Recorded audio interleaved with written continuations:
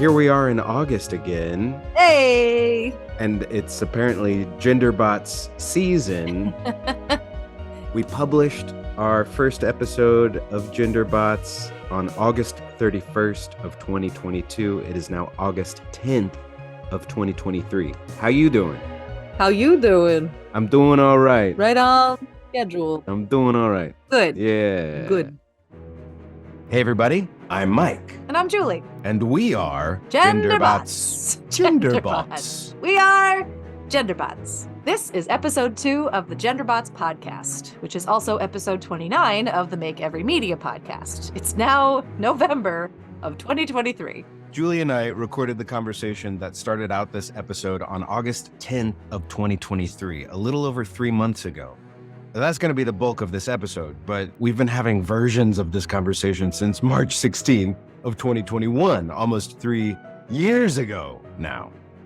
Blink of an eye. Didn't even notice. It all kind of came out of the same casual conversation over this video messaging app called Marco Polo. Now I'm a robot, a determined gender, because it isn't real. Gender. Since then, we have had 17 recorded conversations over Zoom, 11 of those broadcast live to a video streaming service called Twitch. There's now a Google spreadsheet that's like 9 tabs deep and a map of all the robots we've discussed so far and where they fall on various spectrums. But somehow, this is only our second actual podcast episode. Would you say right on time? Right on time. That's right, August Julie. Just in time for the holidays. I mean, it wasn't until we basically threw away our script and tried improvising the episode based on our memory of the script that we made any real traction with this conversation. This is off the cuff. Whoa. Yeah, I mean, we have a script that we both kind of hate. Yeah. Since we started this project, we've both moved twice. Twice. Yeah. We've both moved twice. A lot has happened in the last year that I don't know if I like the AI explosion, or what people are calling AI, which is multimodal learning models, I guess is yeah. Is something that like that? The image ones are. I think that encompasses all of them. If you just say multimodal. Multimodal. If you just say multimodal 5 times into a computer screen. Multimodal. Yeah, see, throwing away the script is kind of dangerous for us, as you're about to find out.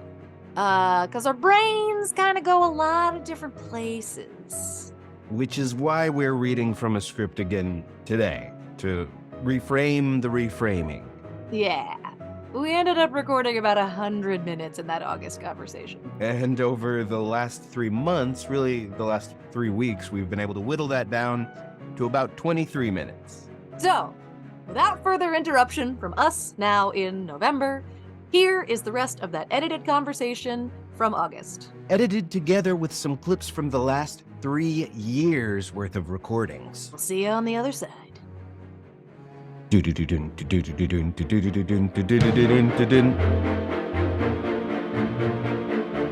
know, we love talking to each other, obviously, Yes. but we both have a bit of ADHD. A lot of ADHD. A bit a lot. That's pretty clear. And so much of this has been about like, how do we structure our conversations? How do we edit down our conversations into a form that's palatable for other people? Because the satisfying thing for both of us is to like mind map multiverse off into all of like, oh, but that reminds me of this, and but have you seen this, and that's like this, and let's make that connection, and like that's fun. Yes. But it also is maybe hard to follow if that's not how your brain works. Yeah. And we found that out early on June 22nd of 2021. We had the Marco Polo conversation on March 16th. And then 3 months later, on June 22nd of that same year, we had our second conversation, and it was broadcast as a part of a variety show I was doing at the time called Time Soup. I don't know how segues work in this show. No. It's edited heavily. I know that the show is edited heavily to make us like super rapid fire. But Sounds so good. but when we listen to that conversation, we're like, yeah, we're doing that. We're like, and what about this? And what about this? And Yeah. what about this movie? And Ridley Scott and Yeah, and because Screamers and Philip K. Dick and because we came in with no plan. We were just excited. And we were like, yeah, well then let's have the conversation. And so we were like, yeah, here we go. And it was just like raw enthusiasm that was a little rough to listen to. I like thinking and talking about it a lot more than I like watching it. yeah. Yeah. But I do think like that conversation kind of planted the seeds for future conversations in a lot of ways. Yeah, absolutely. I mean, we still refer back to it a lot, and it was a good, like, okay, we did that. We know how that felt. We probably don't want to do it exactly like that again. Yeah. I think the idea of this episode that we're recording right now was to try to give you a clips show without the show. So on that note, I want to play just a little bit of that conversation. This is what you were most excited about on June 22nd of 2021, now 2 years ago. What I think I'm most interested in that requires research is the stories about people falling in love with robots. Or like AI. I'm kind of using robots and AI like interchangeably. I think that's fair, yeah. You know, technology that strives for some kind of humanness. Yeah. Or like is designed with humanness in mind. Stories about people falling in love with robots and technology are really interesting to me. And I also wonder about like those stories culturally. Like, what does a Japanese story about someone falling in love with a robot look like versus an American story about falling in love with a robot? Because I feel like those values would be super different. Like, yeah, the ways that we like Americans love a forbidden love story, right? We love the underdog, the true love conquering all, even though society tells us not to. We love those stories. I don't know that other cultures love that story as much as we do. Okay, so you were interested in non-American films about robots at the time. I was, yeah. Well, and just sort of what that joke about two fish swimming, and one of them's like, the water's nice today, and the other one's like, what the hell is water? Where when it's all around you, you don't notice it, and when it's your culture, you don't necessarily know that this is an American story. And so like I think ultimately what was sort of guiding that question was, what is different about a non-American robot love story from an American robot love story? Which the question still stands, you know? An American Tale. I watched some, they weren't robot love stories, but they were non-American robot stories. We're working our way through Japanese schoolgirl slasher B movies. And there's a lot of those. There's like a whole little cluster of them. Can you give me like a short list? Tokyo Gore Police, Robo Geisha, Mutant Girl Squad, another one. Did you find anything so far? They're bonkers. They're totally bonkers. It raised a lot of questions where I was like, is this a thing about Japanese culture? Like, they're so campy and they're so silly, but also trying to have heart. And like one of my favorite, Machine Girl. I think Machine Girl was the other one that I was trying to remember. Mutant Girl Squad includes a moment where there are two people baking bread, and it's a man and woman, husband and wife, and the woman is like, I love bread. If I love baguettes. If I could come back as a baguette, that would be the happiest thing. And the husband's like, oh, you're so cute. And then our titular girl from Mutant Girl Squad runs in as she's being pursued by an angry mob, and they're like, what are you doing? And they fight for some reason, and the husband starts swinging the wife around while our mutant girl is like slashing at her, and it cuts to like fake limbs being thrown and like fake blood and whatever, and then you like are sort of in and out, and then it cuts back to them as they sort of finish, and the wife has been cut into a bloody loaf of bread. And the husband is like, "You made my wife bread!" And then the girl is like, "Ah!" and then runs away. And that's the last we see of them. Wow. Yeah. I don't even know where to go from there. Even in that second conversation, there was a thesis about robot media, and we've kept coming back to it. The only thought I had about time and robots is that, like, I feel like it's indicative of the values of the creator and time in which it is created. I guess I'm thinking also of real life technology and representations of technology. We talked a little bit about like how in like Cold War era we got suddenly all of these stories about like super scary robots taking over, and Twilight Zone episodes everywhere of like scary technology that does like, "No, I'm turning you off, I didn't program you to do this, doesn't matter, I'm one of these robots." Megan stopped by during that stream and said some smart stuff too. Crazy smart. That's what I liked about AI, is that there's this great conversation to be had about like our moral obligation to robots, these things that we create to make our lives easier, but then that becomes like a stand-in for all sort of minority relationships, because you've immediately made a hierarchy, and hierarchies are inherently abusive. Like, they will always be abusive. There's always going to be a jailer and prisoner dynamic in a hierarchy. So we treat our robots badly, and you feel that the teddy bear robot in AI, he never did nothing to nobody, but he kept getting like the crap kicked out of him. Yeah, It's just, that's my favorite man. character in that movie. Yeah, love that Yeah. teddy bear. I just want to play one more little gem that you said that day. Man, we really we're like ping, ping, ping, ping. We covered a lot of ground, but because talking about what makes good robots is talking about what makes good humans, so there's a lot to cover with that. But like pretty much everything that we've played now, that was like everything from that conversation that would be good podcast material. There's not a lot. Right. I mean, as much as our excitement excites us, like, it's not the most fun to listen to. 4 minutes of that 90-minute conversation are usable.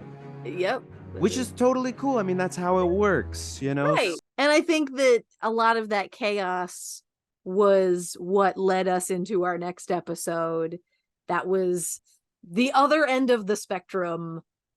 Very regimented, very dry. It was like a whole PowerPoint presentation about what is a gender bot and what is a robot. A robot is something that is created by an intelligent being. Yes. Then the second thing is that it functions automatically. And by automatically, you mean like on its own. Like, we talked about the difference between a puppet and a robot, where like a puppet has to have everything done by someone else in any given moment, and a robot, whether it's a switch or whether it's a series of things, like, it can like operate on its own. Yes, exactly. Okay. Leading up to the big question that we had at the time, which is Frankenstein's monster a robot? By this definition that we have now just established, does Frankenstein's monster qualify as a robot? And we really went back and forth about it for a while. And inevitably somebody brings it up. Like, when we have audiences on Twitch streams, somebody asks. Yes. What about Frankenstein? Yeah. And we're like, actually, it's Frankenstein's monster. Actually. Great question. Great question. Keep watching. Love it. Great question. We will get to that. As intensely as we were invested in it, we decided immediately that we did not care.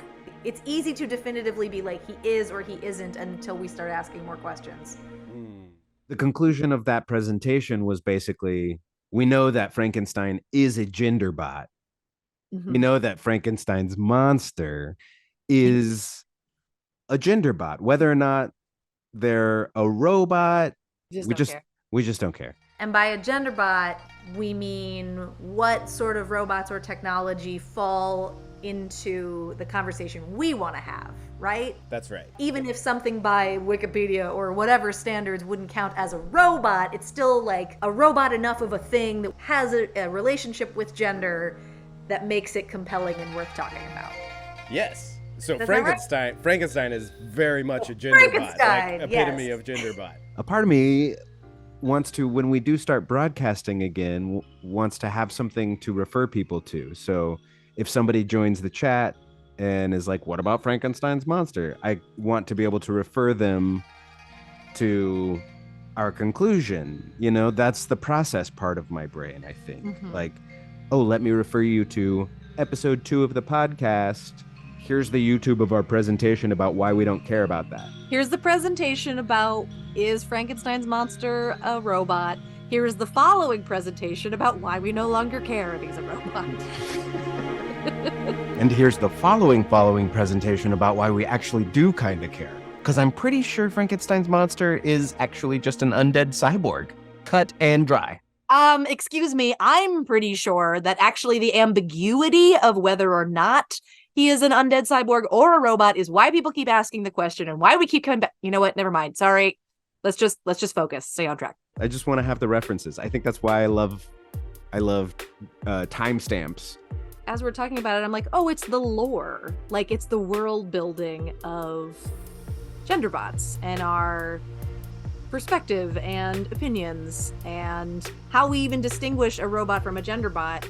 That once we had all these stipulations of what is and isn't a robot or a cyborg or an AI or whatever, and decided that we did not care, so long as something was a GenderBot, then we'll talk about it. Yeah, I think that's the thing. I mean, you can hear me really start to not care during the presentation because I do this thing where I'm just like kind of speeding through the slides.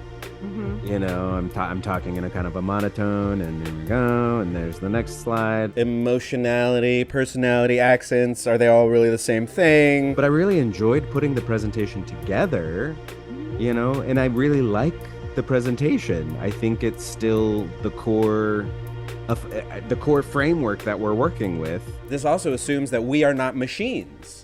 And I think that is a basic assumption that Julie and I just have to make in order to have this discussion at all. Have this be a conversation about robots at all. We established it and we said okay, and then it felt like we sort of got that out of the way. Now we can talk about what we want to talk about. We have this understanding. It is the foundation on which we build and explore. Got it. Yeah. And we immediately distanced ourselves from it. And then this is the first time we've talked about it ever since, and never will again. It's true. I mean, we've reviewed the footage, and we found it kind of boring. We have been reviewing this footage for months and months and months. There's not a lot that sounds good. Yeah, weird slides don't translate. A lot of the video that we're recording on these broadcasts doesn't translate because it's us mapping the things, putting the new robots that we've learned about this week on the map or in the spreadsheet, and that's a visual medium. Right. So I think all of this has been really useful in any new kind of serial thing when they're like, oh, the first season, they're just like finding their footing. Like, as with any new TV show or podcast or whatever, like, I think that's been this for us, is being like, what actually works? What do we enjoy? What is it? How do we want to do it? And that's always good and necessary, even if it's not as fun to consume. There's always the first few episodes that they're like, just get through those, and then it really picks up. We've got our first conversation in March. We have this one recording in June from Time Soup that is all over the place, hard to follow. Then we have this other one in October. We did 3 broadcasts in October of 2021. We did the slideshow, then we did Monster Bots. We did one broadcast about Dude Bots and one broadcast about Fembots. Yeah, 3 broadcasts in October. One of them on Halloween. We've covered the Terminators, as we said. We've covered HAL from 2001, talked a little bit about Westworld, and Ridley Scott and all the various robots from Blade Runner and Aliens. We've talked about Gort. We've talked about Metropolis. We've talked about Return to Oz. We even talked about all the Simpsons Treehouse of Horror episodes that feature robots. That's right. That's just in October. And then we started our deep dive on Terminator, and that took us through November, December. Then we jumped from December to February. We're still talking about Terminator. It did take a while. Even March, we're still talking about Terminator. March of 2022, last year. Yeah. We're still talking about Terminator, but we started transitioning from monster bots and Terminators into talking about kind of the opposite side of the spectrum. Cute bots. Cute bots. Like Wall-E and Johnny Five. Yeah. And it turns out those are the same voice actor. Who knew? The internet knew. The internet knew, but they didn't tell us until we looked for it. Ben Burt. I wanted to say that name. I wanted to say Benjamin Bratt. And then my dad died. Right. Yeah. So obviously we slowed down considerably and took time. Yeah. And we tried to pick it up again in June of 2022 and continue the conversation about cute bots and add on queer bots. Queer bots. That was a great conversation. And by conversation, it was mostly a monologue, but I had a great time. But that was really the first recording where we had a structure, where we laid it out like this. We're going to do this in 5 parts. Yes. And we thought maybe if we recorded it like that, then it would be easier to edit. We did not broadcast again until 2023. This year, January, we tried to do a live editing session. And we did, we got 1 extra Twitch follower that day. We just realized how hard it is to edit, I think. How hard it is to edit us. Yes. We ended up doing 1 more live editing session after that. But then, is that it? Have we not gone live since then? No, I don't think so, because we've, been busy, been moving, been dealing with a lot of other things, but also we went into a Deep Space Nine thing. Help me! Help me! The question now is, where do we go from here? How do we, what is our, what's the plan? What's our priority? Feels like the end goal is the podcast episode. I think early on we did say this is a podcast. Yeah. And so I think we've had that in our minds as an end goal, an end product. But, a lot of this project has been process, and it's meandered and evolved. And so I guess maybe that's sort of a question. Is this a podcast? Is this another every media kind of project? If the process is the product, then we're doing great. Yeah, no problem. We got a beautiful spreadsheet, lots of tabs. So many tabs. And if it's a research project, then we're also doing good because we've watched so much more than we had watched before. Oh my gosh. Which was really the impetus. If I could make an avatar of myself to go research gender and robots, that would be great. And so, yeah, in having this as a vehicle and various deadlines, I have now consumed a lot more robot media than I had before. So that's amazing. I kind of feel like it got me back into reading. Yeah. Right? Like those Becky Chamber books were so enjoyable. So good. That, I don't know, it gave me the motivation to consume a lot more books. Ultimately, the part that is exciting to me is doing the research and getting to talk to you about it. And because we've been calling it a podcast, and when I tell people that I have a podcast, it makes it sound very official. But I don't care. I'm doing the part that I wanted to do, whether or not other people get to sit and listen to it and feel like, wow, Julie's really professional sounding because Mike did a lot of fancy editing. Not the point to me. Maybe we'll edit something. Maybe we'll just continue to broadcast live and let it exist as that conversation. Maybe this one will just be over Marco Polo between you and me.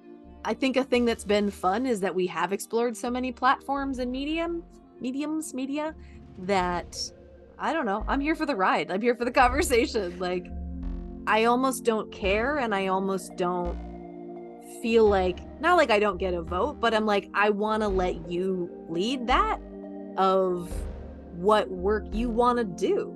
What do we care about showing to people, I guess, is more the question, because as long as we're watching stuff, reading stuff, and talking about it, then like, I'm pretty satisfied. I'm excited to, even just for myself, to like put a Terminator episode together because I'm excited and we've been talking about it for so long. And beyond that, I want to keep having conversations, whether or not that's live or recorded like this. I could kind of take or leave it. It's research, it's broadcasts, it's consuming media, it's having conversations, occasionally recording them, and then even more occasionally editing them down into podcast form. Like this. Yeah. That's what's up, August Mike. This is Julie, back in November of 2023, and you've been listening to episode 2 of the GenderBots Podcast. And as you just heard, there may not be a formal episode of the podcast for kind of a while, maybe. It's a podcast that only comes out like one episode a year. Final answer, is it okay if our next episode, which is probably going to be about the Terminator franchise, is it okay if that doesn't come out for a whole other year? Well, yeah, it's probably gonna take that long just to go through all that footage again and rewatch all the movies. Okay, not all of them. Looking at you, number 4. But in the meantime, we'll be releasing highlights from our ongoing conversations, reels and shorts on Facebook, Instagram, and YouTube. We finally just started a TikTok, and you can catch us live for broadcasts at twitch.tv/makeeverymedia. TikTok, and you'll just have to follow Make Every Media on Facebook, Instagram, or Twitch to get the broadcasting schedules and alerts. The important thing is that we just keep doing the research and playing the music. Watching stuff, reading stuff, playing stuff. You know? Whatever content comes out of it, be it chart, map, audio, visual, video, musical, about cyber nomads. It's all a bonus. Cyber nomads? Cyber nomads? What are those? And speaking of bonuses, if you'd like early access to all of that bonus material, please consider subscribing to our Patreon or Twitch channels. On Twitch, you can actually do that for free if you have an Amazon Prime account. Free! Free's a steal. It's a steal or it's a gift. I don't know. What even is capitalism? It's the holidays. It's a gift. Yeah. And thanks for listening. Hopefully we'll see you some Monday out there in the cyber future. Before we all get consumed by OpenAI or Stable Diffusion. Hey, those are multimodal language learning models. Multimodal. Ah, where's the off switch? Boop, boop, boop. Okay, bye. Program complete.